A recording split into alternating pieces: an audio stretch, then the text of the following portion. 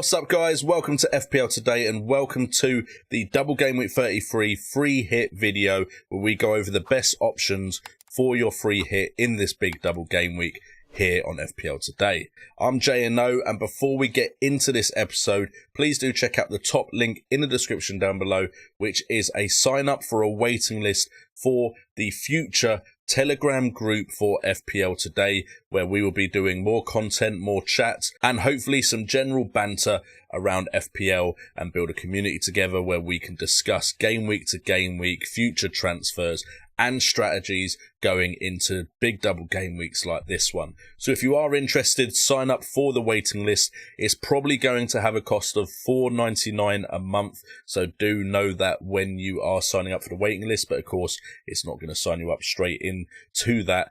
But if you're interested, top link in the description. But let's get into the meat and potatoes of this video, and we are looking at the free hit pros and cons to start this video. Now, first off, it does depend massively on whether you have one free hit or two free hits. If you have two, I would suggest Double Game Week 33 is a good time to use one of them. If you only have one, like me, I am leaning more towards using it in Double Game Week 36 and Double Game Week 37, one of those two. I do also, however, have a wild card, which I'm planning to use in Game Week 34. So with that in mind, you have to try and figure out what chips and wild card potential you have.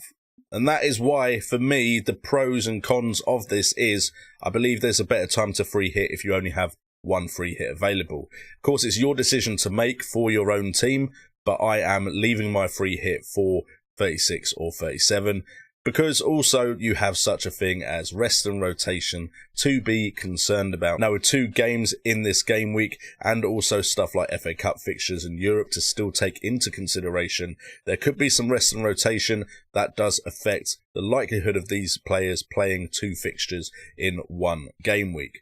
And then finally, we have the in-form players versus the double game week players. Now, Manchester United have a double game week this game week. However, Spurs players like Son and Kane have been massively outperforming Manchester United players. So, do you go with those double game week players on a free hit, or do you stick with the likes of Son and Kane with a single game week against Brighton Hove Albion?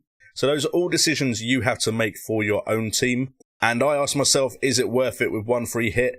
And I came up with the answer of no, potentially it isn't, because I'm not sure about the Leicester City lineups. There's possibility of rotation because of Europe. You've got the forwards rotating in Daka, Iheanacho, Vardy. You have the midfielders rotating, Barnes not starting most recently, Maddison potentially needing a rest, and Dewsbury Hall has come in and started playing magnificently, so definitely chance of rotation and the Leicester City lineup not being what you want it to be. I also think in defence you have some issues with some of the potentially tasty fullbacks not playing in both games, so things you have to think over. Doubles aren't also great for some teams, unfortunately, so if you don't look at a double game week and think it's that great, potentially the likes of Salah against Man United and the Spurs players, which I've already talked about, could have better fixture in one game week than some players have with two. So with that being said, if I was playing a free hit, because I want to help you guys out that are playing it, this is potentially the type of players I would be looking to bring into my side. Now, please note that this team might be out of budget and there are cheaper options to consider to bring that budget down, but I haven't looked at prices specifically. These are more options for you to consider. So we start off with the goalkeeper position, and you could go with De Gea. I'm sorry, the fixtures are the wrong way round.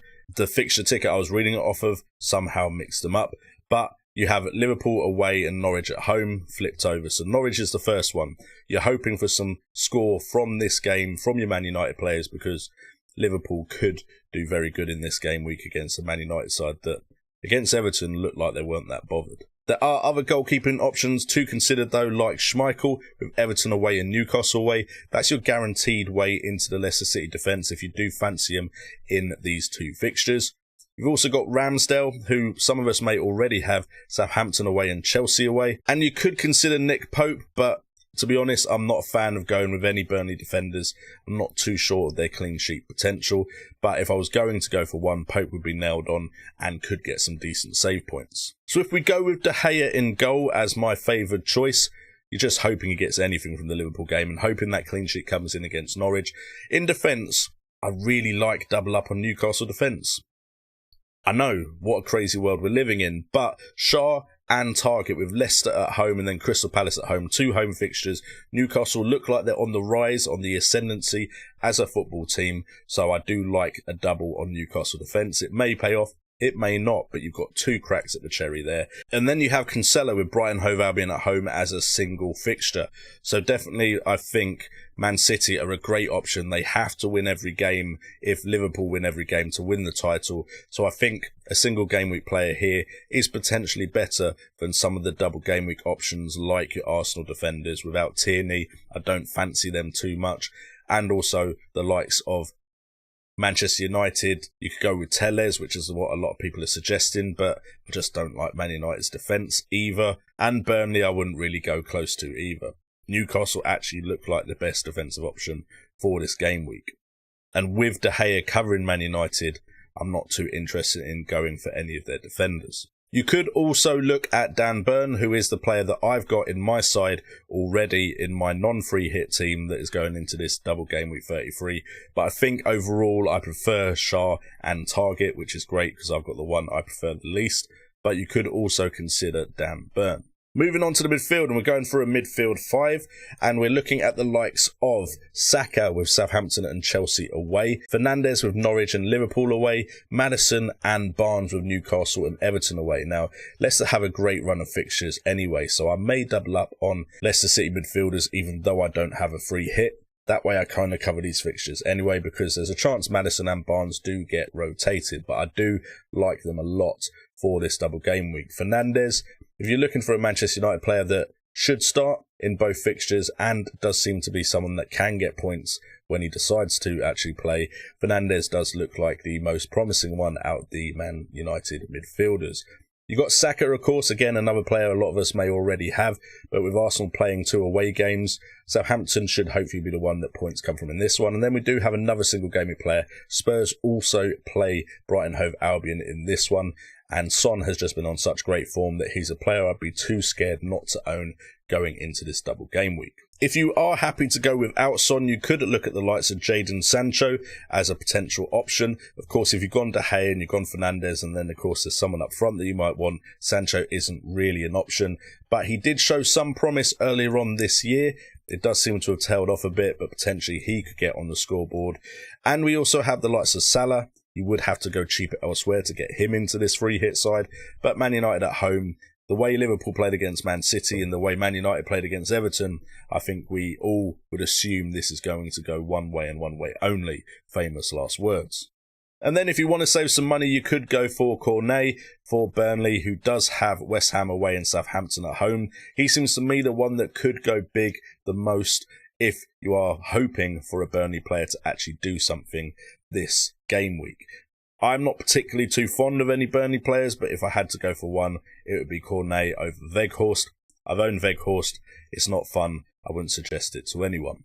And then if you need to save more money, you could get rid of Barnes for Dewsbury Hall, who of course had a great game week 32. Again, he's looked like he's coming to prominence in this Leicester City side, who do have good fixtures, and this is how you could save some money for the potential of a forward line that would include the likes of Ronaldo or Kane. And finally, in midfield, you could look at Martinelli as a way to save a little bit of cash over Saka, still getting that Arsenal coverage, and potentially he could be starting after some disappointing performances from Arsenal, but it would be a bit of a gamble. And then we move up front and we have Ronaldo would be, of course, a preferred choice into that Man United lineup. Yes, he's not been playing that great. Yes, he's had injuries. But when he does turn it on, he can still turn up like he did against Spurs most recently with a great game.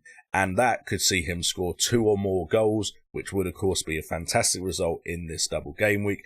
And then if we've got to go with a striker with a double game week, out of all the options, I actually do prefer Chris Wood. There's a chance of penalties, and Newcastle do look like a side that have been getting some victories. So I'm not overly keen on Chris Wood, but potentially you could bring him in. Or, like I've said before, Son and Kane are in such good form. Maybe you want to bring in Kane for the Brighton Hove Albion home game, where he could outscore some double game week players. Anyway, guys, hopefully that has given you plenty of options for the free hit in Game Week 33 if you are playing it. If this video has been helpful, it'd be massively appreciated if you hit that like button. Also in the comments down below, let me know if you are free hitting what your team is going to look like going into Game Week 33. And also, please feel free to check out that top link in the description if you do want to get on the waiting list for a Telegram group where we will discuss everything FPL. Probably launching that now to see what kind of hardcore fans of mine would be interested in taking part in that.